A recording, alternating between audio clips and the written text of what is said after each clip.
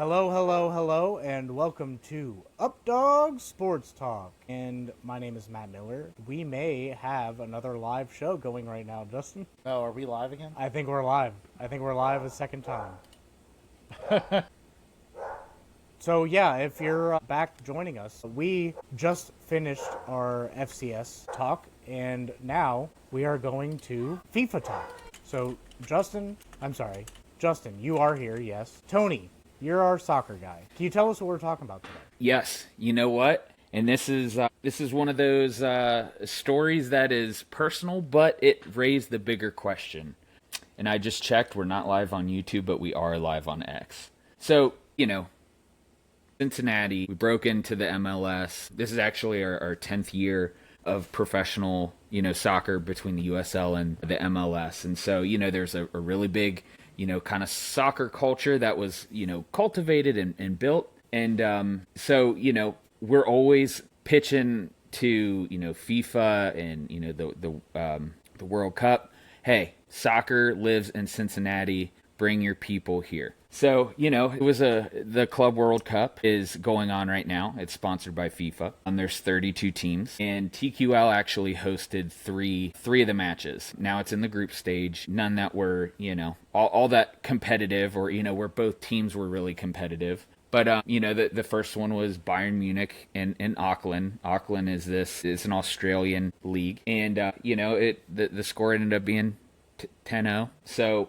by soccer's standards, bit of a bloodbath, but one of the quotes that I saw from the goalie was, it was soccer is actually, he has two jobs. He works at I think is a veterinary warehouse, and, he's a supervisor, and he's like, I had to take, unpaid time off just to be able to go. But there's no way that I wouldn't do that to play with the legends of, Bayern Munich and, they're playing, Dortmund or maybe not. Maybe I'm confusing the two groups, but, it turned out to be a really good, pretty decent turnout. I think there's about 82% of the stadium was filled. And, if you've been following along, any soccer stuff, there's been a lot of criticisms about how few seats are filled in these, Club World Cup. And for those who may not know what the Club World Cup is, it's basically the World Cup, but instead of countries, it's teams. So, you got the PSGs and the Inter Miamis and, Man City is in there. So these are supposed to be some of the best clubs in the world. And so, I was actually able to attend a game. It was the second of the three. The third is happening presently. It's probably wrapping up, actually. But it was Borussia Dortmund, and they were playing the Mamelodi Sundowns, which I had to look them up. They're a South African team. What part of South Africa? Couldn't tell you. But what I do know about them is they had a pretty good supporter section. But when I looked at their league to see how competitive it was to the Bundesliga, which, it's different. It's different. The Bundesliga is definitely one of the more higher powered, what do you call them, leagues out there. But, the Sundowns, they absolutely massacred the rest of the table. They had a plus 52 goal differential. They only allowed like 14 goals the entire season. So they were a lockdown, the best of the best in that league. So, I was really hoping for a good match, but, it's been really hot here in Cincinnati. We're looking at friggin', the ninth circle of hell here. Yeah. And Yeah. so, I will give it that the weather could have been a factor, but the official attendance was 4,000. The stadium holds about 26,000. So, it was about 55% capacity by the numbers. Visually, probably less than that. There was much less than that, actually. Well, let me ask you this then.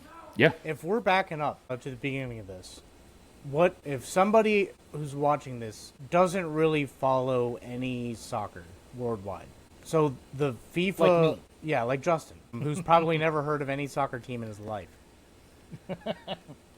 Are these soccer teams? These soccer teams are from all over the world.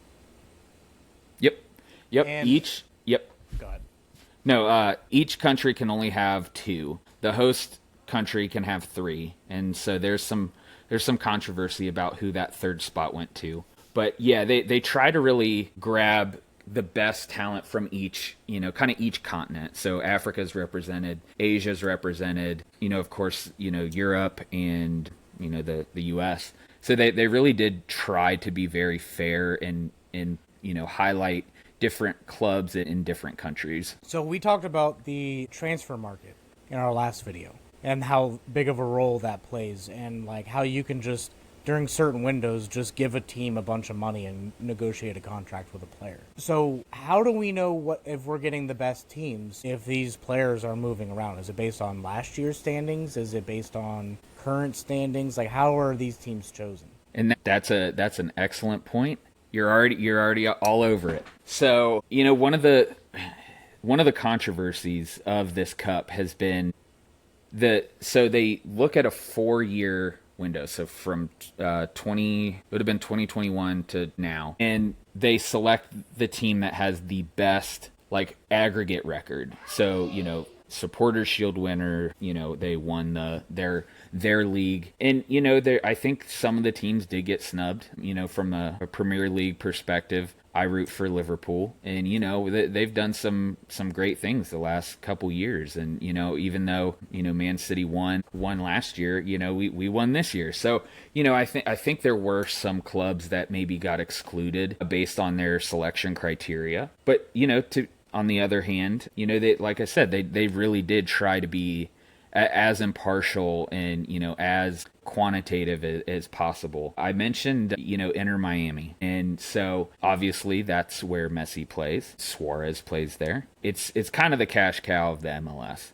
if we're being honest. And so, they just started as a team not that long ago. This might be their 4th or 5th year. So in the, first 2-3 years, they were kind of garbage. And then they got Messi, and then the magic started to happen. So there's a lot of talk of this being kind of a cash grab where, the FIFA said, oh, we don't really care which teams are, participating. We just want the ones that are going to bring in the most audience. So I know that there's kind of a balance to that where, optics and, they're in it to make money. Of course, there's other things, other goals and other ways to go about it. So it's been interesting. Do you want to jump into the, kind of how it's looking big picture? Yeah. So one thing you were starting to get at though, so you let us know that some big teams have gotten here. Some good turnouts have happened. Some bad turnouts have happened. We talked about it a little bit in our last episode that you and I did. So I'll let you finish that thought with that. So, like, is there a reason why some of these turnouts, like, is it advertising? Is it just people in America don't like soccer? Is it just because it's random times? Like, what's going on here? I think it's a multitude of factors, right? The time of year in the United States, we're into summer. It's officially summer. So, you play in California and you play in Florida and you play across the, the expanse of the United States. You're going to run into some weather. And, some of the warmer climate countries or clubs that participated, that may not bother them. But, the UK and don't appreciate the warm weather. So I think there's a few factors. There's the weather piece, the scheduling of it. A lot of the games are in the middle of a day, on a Monday afternoon, and people work around here. So yeah, so, like, what makes them select these times? Like, what was their strategy behind it? I think they were just trying to condense it down, because the MLS is in season right now. So FC Cincinnati, who's playing right now, actually up 2-0. Yeah. They've had to balance the club and their schedule, and then they targeted some of the bigger stadiums, right? Like the Hard Rock in Miami, the Rose Bowl in Pasadena. That one was actually very well attended. Actually, Matt, do you want to pull up that chart with the? I think it's in Italian, but we can still explain it. Yeah, so, like, what made them select the summertime? Like, are they trying to get in these big venues while football's not going on? In that bit, I'm not too sure on.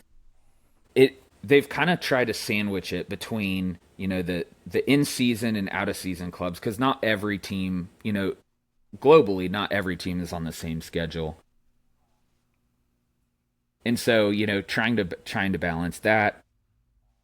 The other thing that's going on right now is the Gold Cup, which is where the U.S. plays a bunch of different North American and South American countries.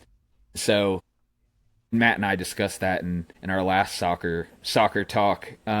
Just about how the players are receiving it, and even in this tournament, Seattle Sounders, they rallied their player association and said, "Hey, this is nonsense, dude.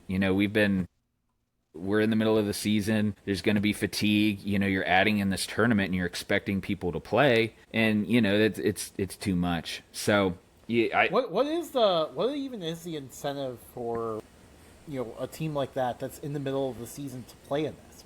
What is their incentive? I'll tell you. So the prize pool, I had it written down. I want to say it's $1 billion, but that sounds crazy. But that's a huge incentive, and that's what they I work in compensation. I know that a big payout at the end delivers the behavior that you want. So they want the clubs to participate. They want the fan bases involved so that they can, make some money out of it too. But, the purse at the end of the tournament is pretty large. And this all goes to one team, or the bag a little bit. Does this all go to one team, or is it like a Ohio State Big Ten thing where like that team gets a chunk of the money, but then it gets dispersed through the rest of the league? That's a great question, and one that I hadn't thought about. Sorry, I come with the zingers. Yeah, so it's the total prize money pool is $1 billion with $525 allocated to participation, and then $475 million for performance-based awards. So it's those performance-based rewards that you're like, is that just going to, the Mbappes and the Messis, to kind of sweeten the pot for them to participate? And, like, getting off of that for a second, and with ADHD probably never coming back, but if we're looking at FIFA putting this together, do they, like, collude with MLS to put this whole show together here? Or is it more of like a FIFA tries to do their research and figure out best times and all that, and then leaves the league out of it?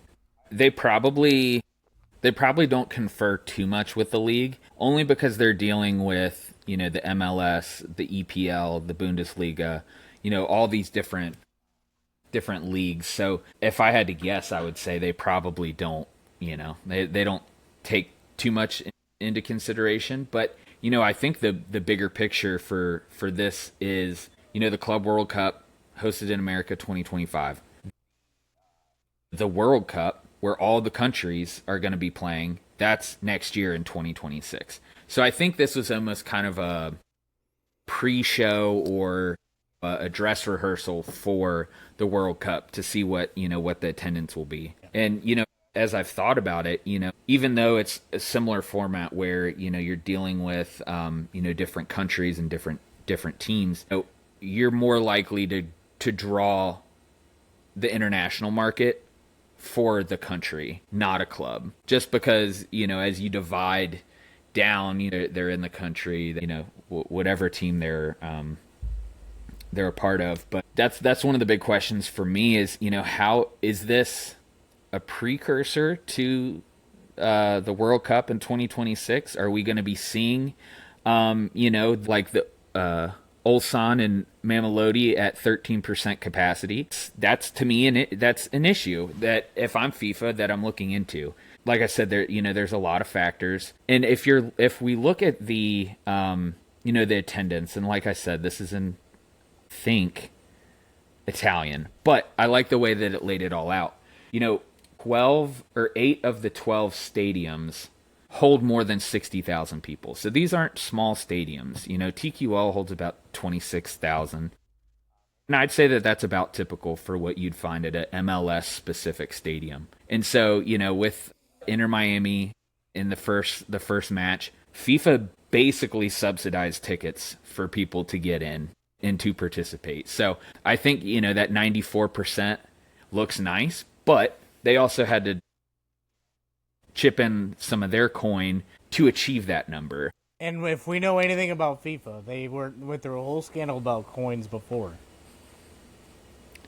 One thing, like, so if you don't know, FIFA is located in Zurich, Switzerland. Switzerland does things a lot differently than we do. So, like, you'd think that FIFA would either do their due diligence and find out, okay, LA, we can do this at whatever time. People are going to show up, it's LA. But let's take a look at Cincinnati. Most people in Cincinnati work 9 to 5 remote. In America, most of those companies that like allow us to work here don't give a whole lot of vacation time, and a lot of people want to use that for going to like Florida or whatever. So like, do you think that FIFA could have done a better job and been like, hey, let's not do a random 3 o'clock Wednesday kickoff. Why don't we push it to 7 o'clock? Maybe be like, okay, we have a couple of big events. I know after a while it becomes to be a lot because then you're like fighting with MLB, you're fighting with other leagues. But like in Cincinnati, for example, you'd think that there would be like one person who would, or a group of people to step up and be like, hey, why don't we put these games at these times? Let's put them on these days because we got big Reds matchups going on. Whereas like New York, you could probably get away with like a game like on a weekend in like New Jersey or whatever. Like I feel like there's like a couple of things that they could have done differently. And one thing that I wish they would have done, and probably planned on talking about this later, marketing. When you think Super Bowl, when you think World Series, NBA Finals, it's marketed so much that no matter if you're watching Hallmark, if you're watching Cartoon Network, if you're watching any of the regional networks, it's all over. If you're watching YouTube, if you pull up a video on Facebook, there's an ad for it. I feel like FIFA could have dumped some of their coin into marketing specifically to get this to be like, hey guys, we know you don't like soccer, but do you like doing things? Do you want to get out of your house and not be a fat American? Here's the thing that you can do. I'm glad that you mentioned it too, because like I had no idea this was going on, so I wasn't sure if it was just me not knowing soccer or if they just didn't advertise this at all. I think they did, but they did too late. Like they started advertising, there's billboards in Cincinnati, but to the casual fan, they set the price too high to gain interest, A lot of the ticket prices were higher than what you would see for an international friendly, like bringing the European leagues. That just the tickets that the price point that FIFA was targeting just kind of precluded the casual fan. Like you, Justin, and even if you looked at all the different names on here, a lot of them. Look at the second one there with 20% attendance in Cincinnati. Like, I'm seeing those names, and those are doing nothing for me. I have no clue where even are those. But what's funny is I actually work right next to the hotel that every single one of those teams that came to Cincinnati, and there's another list with a bunch more teams. But all the teams that came through Cincinnati, I work around where the hotel is at, and I could see all the teams coming and going all day long. And it was really cool. But what's weird is they get like a random coach and they put a random rap on it, but they only put it on one bus. And then they bus them all together, and it's like, okay, there's the team, but who's these other 3 buses? It's the designated survivor approach. Yeah. And then, one for the goalie, one for... Yeah, for real. But like other than them blocking off the street, I didn't know they were coming. Like I work down there. I've heard of Pachuca and Salzburgo. Well, Salzburg. I've heard of those teams, but and that's only because I play FIFA. Like one of my complaints about overseas teams is if you're an international sport, wouldn't you want like one website that everybody from around the world go to get gear? Maybe offer a discount to people who are far away that would have had to pay like $80 in shipping. I want a Blackpool hoodie, okay? I can't find a Blackpool hoodie. Like, I think if they would have, I'm not in logistics. I am nowhere near logistics. I know people who are. They're way smarter at me than that. But I feel like there could have been representatives from FIFA to come to each of the cities that were designated hosts. Come up with a schedule, a specific schedule, not like a random Tuesday at 1 o'clock in the afternoon kind of game. Like, no one in Cincinnati is going to that. Yes, we look at it as another thing to do, and we're a passionate city when it comes to soccer, but that's not feasible for a lot of us. I don't want to have to take vacation time. I don't want to have to call in sick. I don't want to have to do a lot of things to just get to this game. So if they're able to figure out with the cities of, hey, you guys put on events all the time. What is the best time that we're going to be able to get some of these people to go? And then structure it that way. Did a lot better marketing. Been like, hey, here's an opportunity that none of you really have a chance to do. Here is a chance to watch a world sport on a big stage with big incentives. Come see us play. We're not your American football. We're not your NBA. We're not one of your big five or big four in America. But come watch us. I think we'll put on a show. If they did something like that, and maybe took some of that $1 billion and moved it over to maybe paying down ticket prices. Maybe paying off some of these stadiums, making it easily accessible. Because one thing that you'll get fans of really quick is if your tickets are cheap at a time that's easily accessible and you just throw it in someone's face 1,000 times. And the beer is cold. Yes. I think if they did all of that, this would have turned out a lot better. Maybe when we get closer to the final, once it starts getting out of our realm, maybe we'll start seeing better times. I didn't even see them on TV. Like, I don't know what's going on with all that, but if they want soccer to thrive here in America, they're going to want to choose times that work for the people in America. Yeah, I couldn't agree more. And the reason why you haven't seen anything about it is because FIFA had when they were looking to select their provider, they had chats with Apple TV. Apple wanted to pay, $1 billion to be the exclusive host of it. But they wanted $4 billion, which is insane. Yeah. So, that deal kind of fell apart. And so it's actually now on DAZN. I've never heard of it. Yeah. DAZN, yeah. Pat McAfee was on there for a little bit, so that's the only reason why we heard of it. But I think because you come to America, what are the biggest companies? Amazon, Apple, Google. You could find a way to make this work with any of the, well, Apple turned them down, but like Amazon or Google or whatever, you can find someone to take this. You could put it live on YouTube during our show, and like that would be a fantastic place. Almost everybody in at least the United States has a YouTube. Yeah. It's accessible everywhere. That would have been the perfect spot. You make it free.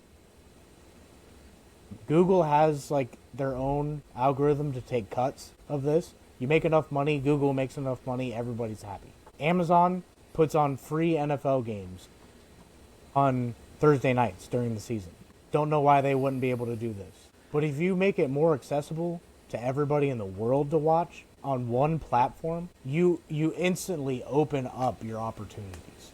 And then you market it. You use Google to market it for you. You use Apple to market it for you. You use Amazon to market it for you.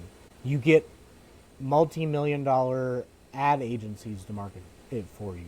You tell some random soccer fan who's a diehard FC Cincinnati guy to say, hey, soccer's coming here. You're a season ticket holder. Be on the lookout for this. It's a great opportunity. They're going to go tell 12 of their friends. Yep. And if tickets are cheap enough, they're going to bring them too. You'll pack the stadium. And then you won't just pack the stadium, you'll pack outside the stadium. Because if these stadiums are set up enough, like correctly, you could just put a giant TV or put like section of people who can't get into the stadium in a different part. Like here in Cincinnati, the Banks, there's a big TV on the Reds Hall of Fame that they could have used to show the games. You could put people in the Paul Brown Stadium to watch the thing as long as the Bengals aren't practicing there. Like, you have a lot of different options to make this work, especially for small markets. And it's like FIFA and most of the other leagues are like, okay, Americans don't care about soccer. We'll prove them right. We'll put them at times that we would have them, and then say, you know what? You guys don't deserve soccer. This is kind of your classic case of they didn't understand their market at all with this. Yeah, and I know it's a relatively new tournament, so that there could be kinks that they're fixing to work out, but people are already on to FIFA. Matt, if you want to pull up that picture from TQL with the banner. So people are already on. They're already on to them, right? And during the Bayern Munich Auckland match, they brought in a banner, and so this was televised. FIFA was probably sweating it, and so 10 years, our lock. I don't know if that's how you say it. World football is more poorly governed than before. Smash FIFA. And so I didn't really understand the context of that, so I looked it up. 10 years ago, FIFA executives were arrested for corruption in Bauer Alak. So people are on to them. You have a reputation. You need to start repairing that. The reputational damage will follow you, and that'll, just from a business perspective, that will hit your pocketbook. So, maybe it's people being salty, but, So that was a big thing that made waves into every sports fan's atmosphere. In some way, shape, or form, all of us heard of something about it. Whether you were just like, hey, something happened in FIFA a while ago, and remember what it was, all the way to knowing the penny of what they were fined. But it's not just FIFA getting in the way of this. It's politics. So here in the United States, we have a lot going on, whether you lean left, whether you lean right, whether you agree, whether you disagree. These politics are getting in the way of sports. Politics have always done that. And it's a shame. But you have ICE agents going into stadiums and taking fans out of the stadium and deporting them for just wanting to watch their team. One such example happened at a Dodgers game. The Dodgers actually refused to let them in, saying it was private property and they couldn't do anything. And they argued a bunch of other stuff. But they ended up getting the person they needed after, but it was a whole thing. I don't think that if you think someone is going to harm other people, that they should be able to just hang out in the stadium and watch their team. But, you're also disrupting the fan experience because of politics. And unless you have proof of specific threats or whatever, maybe not touch the game. Maybe just let it go, handle it quietly. You don't need to be all in your face about it. Most of America is under a heat advisory right now. So, as you alluded to earlier, Tony, heat was a big factor. A lot of these fans that get some travel time, you can look at some people from the UK. I think the high is usually in the 70s. Like, the highest of highs is usually in the 70s. So when they come over here and it's like 99 degrees with a heat index of 110, they're going to be like, screw this, I'm never coming back here. This is the worst experience of all time. How do people live like that? I mean, nothing you can do about the weather unless you're into conspiracies and you think the government has a thing in that, but that's a conversation for a different channel. Misters in the stands, like putting mist to cool the fans off or whatever, doing something to help these fans. Because Tony, you went to a couple matches. Yeah. Did they do anything for you? No. I almost feel like, these stadiums, when it gets to a certain temperature, you should be giving out free water bottles. You don't want people going down in your stands. You don't want heat stroke. Of course you can sell all the beer you want. It's probably not medically advised when it's super hot out, but, at least provide water. And at TQL, it's about $5 a bottle. So, that adds up on a hot.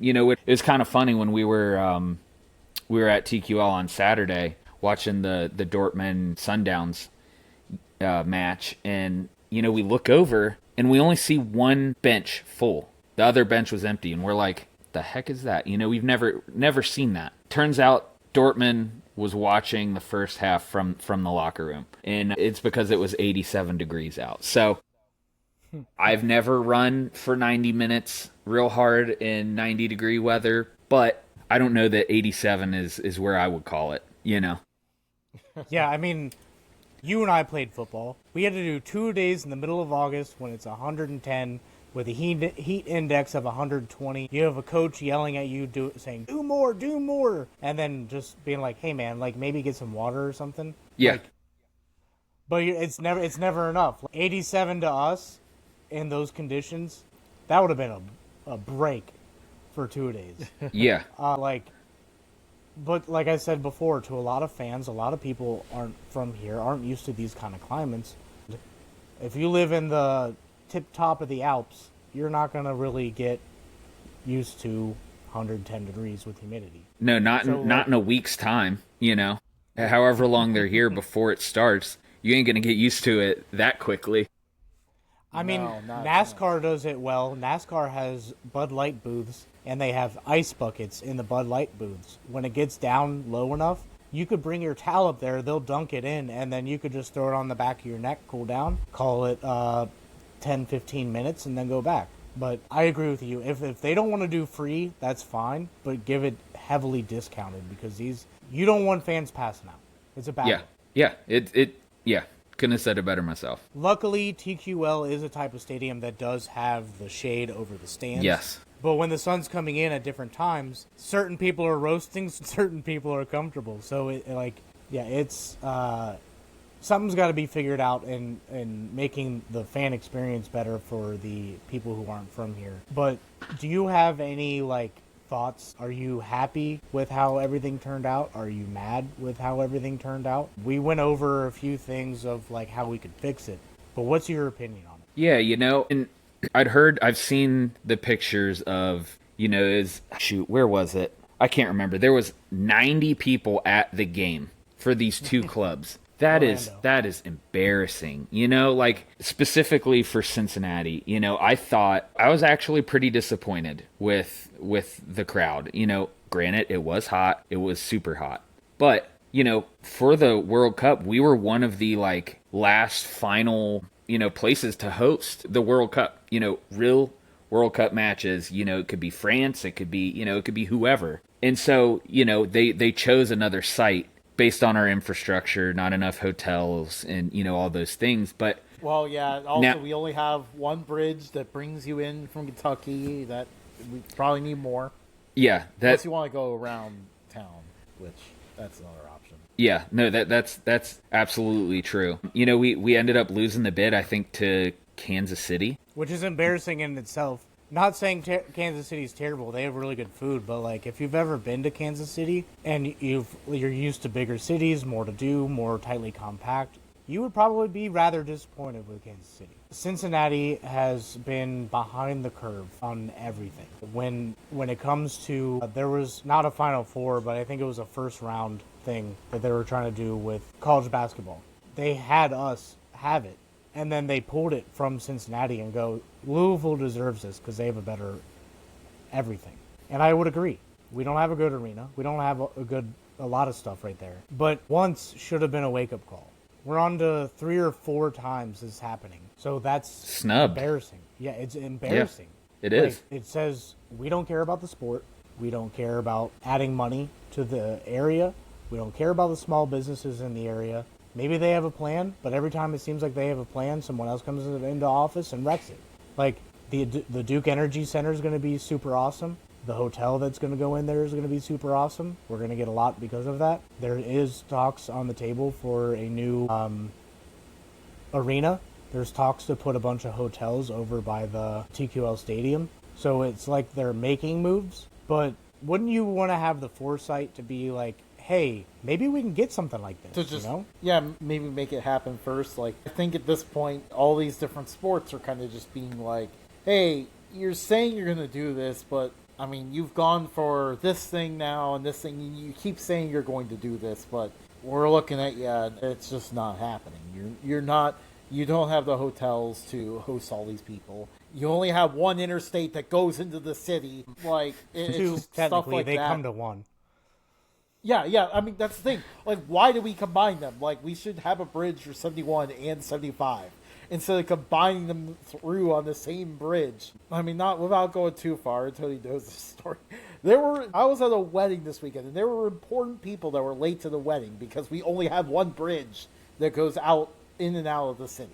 Yeah. So Luckily, they are spending like $2 billion putting a bridge adjacent to it that should help with the flow of traffic. So maybe in 10 years, 20 years, it'll be easier to get in and out of the city. maybe we'll finally get an NCAA tournament game in 20 years. How many opportunities are we going to waste? Yeah.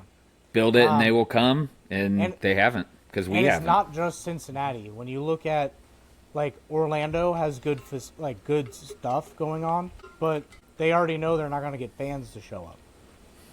And that proved that recently. New York, most of the time, like, you if you do it right, you can get fans. But if you don't do it at all or don't do it wrong, no one's going to show up. LA is like the only one that you can put anything anywhere and everyone's going to show up. Yeah. Especially like LA, I mean, they can support 2 professional soccer teams, They have the El Trafico. Well, yeah. Two soccer teams, 2 American football teams, 2 baseball teams, 2 basketball teams. Like, there's such a big city that has so much going on and people working random schedules that they can have these people do that. But the rest of the country, especially in the heart of America, most people are working 9 to 5, getting 2 weeks of vacation a year with sick time included in those 2 weeks. Like, It's hard to justify. yeah, and like there should be more to work, but everything has to go on. Like, you have to keep going. But corporate greed gets in the way. Then people start taking advantage of stuff like that. Like, when you give them a little bit of leeway, they take a mile and start abusing it. So then, like, where's the fine line in that? I'm not going to come up with that. I'm not even going to try. But I can at least say that there's a problem there. And so looking at a lot of these cities and seeing that it's a reoccurring problem, you wouldn't run into that in London. You wouldn't run into that even going north into Nottingham, into Blackpool, into some of the smaller cities out there. You wouldn't run into any of these issues. It makes me think back to the World Cup that happened a couple years ago. I'm pretty sure they built stadiums in the desert for this specifically. And they were some of the nicest stadiums you'll ever see, So, like, that's the investment that I think is missing. Like, at least from a soccer perspective, I don't know. I'd like to think that we'll get there. And, I'm cautiously using this as, a barometer of how people are feeling about soccer. I think there's a lot of other things that are kind of getting in the way of it really being a true indicator of whether people are interested in soccer here or not. But, I mean, it raises the questions of, what is FIFA going to take away from this? Are they going to look at the United States like they're blacklisted? We're not going to host anything there ever again because, we didn't make money. And, does all of that criticism then, kind of poison the well of what American soccer is? Because now, we're talking about it. We're, really looking at it and analyzing it. And, to the casual fans, they may be like, dude, soccer's whack, and that's a disservice to the sport and, to all the professionals that play it. So, Well, it's a complicated issue. if you take the leagues away, you take everything above the manager of a team away, and you just look at the game itself. It is one of the most purest sports out there. They played it so long that it's perfect. There's not much you can change. When you start going up the ladder, once you start adding rungs to that ladder, it gets, I don't know what word to say, but like... Complex. Yeah. I was It's going to go a lot complexity. more harsh, but yes, it is complex. But like FIFA, that scandal that happened, people see that and they're like, why do I want to support an organization that's doing all that? That they don't have any bearing over here, but people look at it the same. It's the same sport. So people are like, okay, well, that sport's ruined. People look at, like, when I was going over on our last episode on soccer, I was going over comparing it to MLB, NBA, NHL, NFL. Like, I love baseball. I think baseball's another very pure sport, but adding rungs to the ladder gets in the way. A lot of decisions are being made in MLB, pulling it from greatness to middle of the pack. And that is a way that MLS can get back into the sports race. But then nobody can compete with the NFL because it's so entertaining. But as Justin and I have talked about before, NFL is starting to lose its storylines. So maybe another team, maybe MLS can come up with better storylines to present to people, market it better. It's the narrative. Yeah. So That's if what you- gets the people going. Yeah, and if you run with the narrative that the NFL has been pushing their star players for so long, the NBA has been pushing all of their players so long. The MLB was pushing steroids for so long. Hockey's not marketed very well, but hockey is stable. Whereas NBA, MLS, MLB, they're not that stable. If NHL, if hockey had, I think hockey has a similar FIFA thing because enough countries play it. If they had that here, there would be outstanding attendance. Yeah. Indoors, but at the end of the day, something needs to change to give this beautiful sport more recognition. Yep. There's no reason why we can't have MLS competing with Premier League someday. Like, Premier League is marketed so well. Remember when it was the EFL Championship when we were like that high? Yeah. And then that was the best league, and then they added the Premier League because so many teams were too dominant. Like, we could have that system here, and we talked about that last episode. Yeah. At this point, we can go on and on with our frustrations, but I think this might be a good place to stop before we get too deep into it and just spewing frustrations. Justin, do you have any takeaways on this? Oh boy.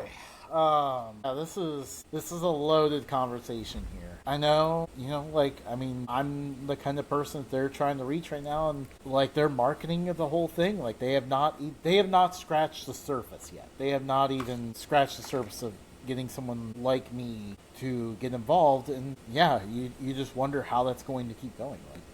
Are they going to give up because their efforts are failing, or what are we going to see there? It'll be an interesting development to keep an eye on, to say the least. Tony, you and I have covered quite a bit here, but any parting thoughts? No. It's been a great dialogue on the state of soccer, and I see a lot of overlap with the MLS, some of their issues that they've had reaching audiences, and then this is just that on a higher level. So I think it'll be interesting to see. We know the talents here in America. Probably the most athletic. I don't know. Probably have the best athletes in the world. Maybe, I don't know. But I would agree with that assessment. Yeah, I mean, just bigger, faster, stronger. That's the emphasis. That's America. So, there is the talent. There is the potential. They just need to inspire the interest, and then it's all about marketing. Yep. If you want to join the conversation, you can feel free to find our replay of this video on X, and feel free to comment. Tell us your thoughts. Tell us how you would fix it. Tell us anything about this. We are growing on the MLS side of things, so we're trying to get a little bit more of a following going. Follow us at Updog Sports Talk on X, Instagram, Facebook, Threads. Find us wherever you listen to your podcast. Obviously, we're live on YouTube, and we are on Reddit now. So if you want to join the conversation, we have opened r/Updog Sports Talk as a place for anybody to go to talk about anything sports related. Just no politics and no hate. That's all we ask. Well, that is it. Appreciate you guys for talking about this. And we'll catch everybody in the fall, assuming we figure out how to just record next time. This was a spur-of-the-moment accidental live video. So next time we're going to see if we can get this recorded and then just get it out to you whenever. But we will market it. And don't say we never did nothing for you. Surprise live. Yes. Yeah, surprise live episode, second one. We'll see you guys. See ya.